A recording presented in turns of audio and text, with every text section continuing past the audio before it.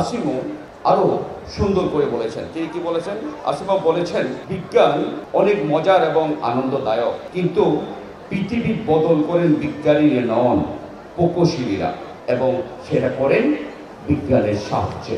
অর্থাৎ প্রকৌশলীদের কোথায় তুলে ধরেছেন।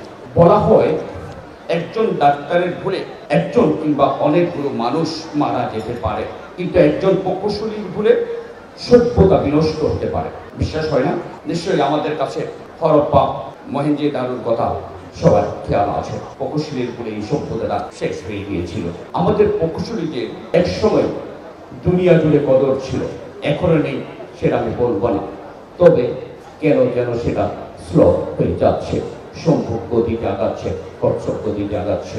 আপনাদের নিশ্চয়ই জানা আছে প্রকৌশলীদের সেরা সম্মাননা যুক্তরাষ্ট্র ভিত্তিক ন্যাশনাল একাডেমি অফ ইঞ্জিনিয়ারিং এর NAE যে ফেলোশিপ, যাকে ইঞ্জিনিয়ারদের নোবেল বলা হয়, বাংলাদেশের তিনজন গর্বিত মানুষ সেটা অর্জন করেছেন, যেটা বলা হয় ইঞ্জিনিয়ারদের নোবেল।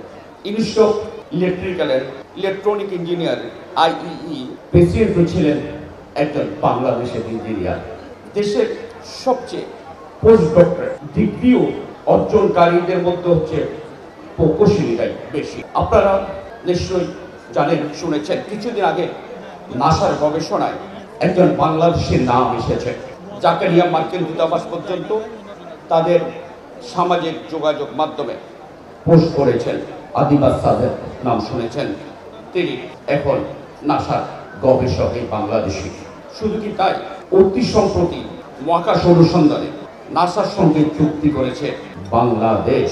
এর মাধ্যমে বৈশ্বিক মহাকাশ গবেষণায় বাংলাদেশও সম্পৃক্ত হল। অর্থাৎ আমি এই কথাগুলি বলছি কারণে আমাদের প্রকৌশল বিদ্যা যে বাংলাদেশ কাছে কোথায় নিয়ে যাচ্ছে সেটা হয়তো আমাদের অনেকের জানা নেই। বিদেশে অনেক বড় বড় প্রজেক্ট আছে যেগুলা বাংলাদেশি প্রকৌশলীদের অবদান। আমাদের সরকারিভাবে পাশ করা অনেক প্রকৌশলী আপনারা জানেন, যারা বিদেশে যান তখন তাদের IELTS লাগে না। এটাও আমাদের খুব গর্ব করার মতো একটা জৈন পেশার ক্ষেত্রে নাই, শুধু এই IELTSটা লাগে না, অনেক দেশে সেটা হলো প্রকৌশলীদের ক্ষেত্রে এই অবদানটা আমাদের প্রকৌশলীরা রেখে যাচ্ছেন। তবে এবার একটু নেগেটিভ কথা বলি। প্রকৌশল শিক্ষার মান দিন দিন অধমনু হচ্ছে বলে গবেষণায় উঠে এসেছে। প্রকৌশল শিক্ষার মানের ক্রমাগত যে অবনমন, এটা টেকসই উন্নয়নের পথে শুধু অন্তরায় নয়, ভবিষ্যতের জন্য দক্ষ অভিজ্ঞ জনশক্তি তৈরি ও নলেজ বেসড যে সোসাইটি বিনির্মাণ, যার স্বপ্ন আমরা দেখছি, সেটা বড় প্রতিবন্ধকতা হয়ে দাঁড়াবে। এদিকে আমার মনে হয় আমাদের এখানে শিক্ষকরা আছেন, বড় বড় প্রকৌশলী আছেন, তারা চিন্তা করবেন। শেষ করার আগে আরেকটু কথা বলি, আমাদের এখানে ভাইস চ্যান্সেলর শিক্ষাবিদরা আছেন। STEM এডুকেশন নিয়ে এখন বেশ কথা হচ্ছে। সায়েন্স, টেকনোলজি, ইঞ্জিনিয়ারিং এবং ম্যাথমেটিক্সের এই 4 বিষয়ে প্রথম অক্ষর মিলিয়ে সংক্ষেপে বলা হয় STEM এডুকেশন। অর্থাৎ 4টা বিষয়কে নিয়ে যে শিক্ষাকে এগিয়ে নিতে চায়।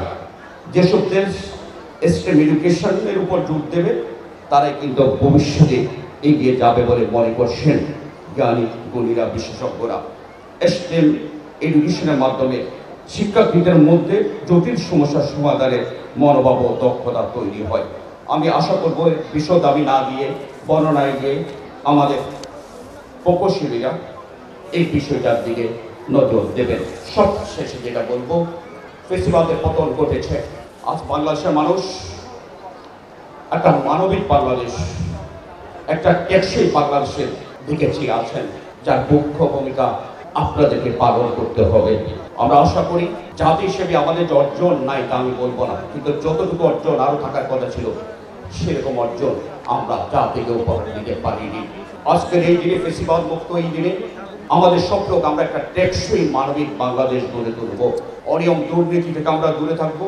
আমরা একটা সভ্য জাতি হিসেবে, মানবিক রাষ্ট্র হিসেবে মাথা উঁচু করে দাঁড়াবো। এটাই যদি আমরা করতে পারি, ওই যে আমাদের ছাত্ররা রক্ত দিয়েছেন বৈষম্যের বিরুদ্ধে, অন্যায়ের বিরুদ্ধে, তাদের রক্তের প্রতি শ্রদ্ধা নিবেদন হবে। আপনাদের সবাইকে অবনত ধন্যবাদ।